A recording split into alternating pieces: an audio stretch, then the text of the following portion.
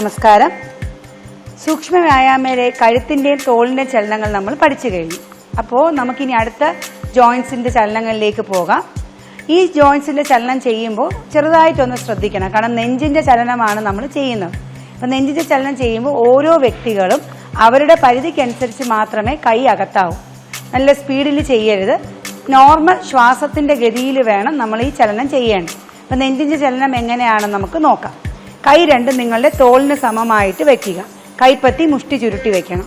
എന്നിട്ട് 3 പ്രാവശ്യം നമ്മൾ പിന്നിൽ ഒരാളുണ്ട് അവരെ ഇടിക്കുന്നതെന്ന് വിചാരിച്ചുകൊണ്ട് 1, 2, 3 ഈ ഒരു രീതിയിൽ ചെയ്യുക. 4ാമത്തെ പ്രാവശ്യം മുഷ്ടി നിവർത്തി കൈ ഫുള്ളായിട്ട് കൊണ്ടുപോകണം.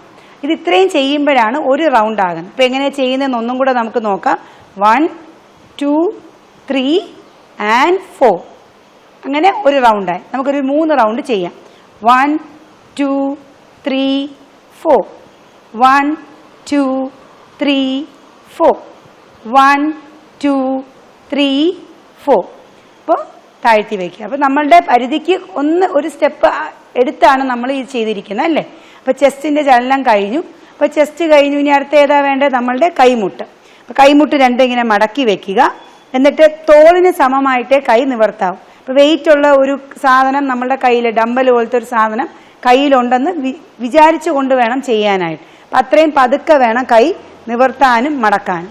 ഓക്കെ, ഇങ്ങനെ നിവർത്തുക, മടക്കുക. മടക്കുമ്പോൾ കൈയിൻ്റെ മുട്ട് താഴെ നമ്മളുടെ ശരീരത്തിൻ്റെ 2 വശത്ത് വരണം.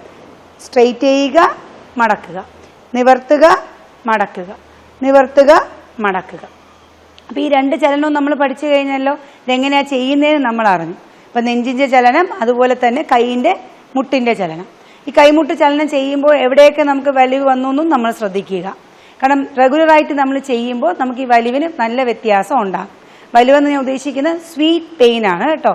ഒരിക്കലും അതൊരു നിങ്ങളുടെ ദൈനംദിന ജീവിതത്തിനെ ബാധിക്കുന്ന വേദനയാണെങ്കിൽ അത് നിശ്ചയമായിട്ടും ആ പ്രാക്ടീസ് നമ്മൾ നിർത്തണം. ഓക്കെ, അപ്പോൾ ഇനി അടുത്ത ചലനവുമായിട്ട് നമുക്ക് നാളെ കാണാം. അപ്പോൾ അതിന് വരെ നമ്മൾ ഈ പഠിച്ചത് അത്രയും കാര്യങ്ങൾ റെഗുലറായിട്ട് രാവിലെ പ്രാക്ടീസ് ചെയ്യുക. നന്ദി, നമസ്കാരം.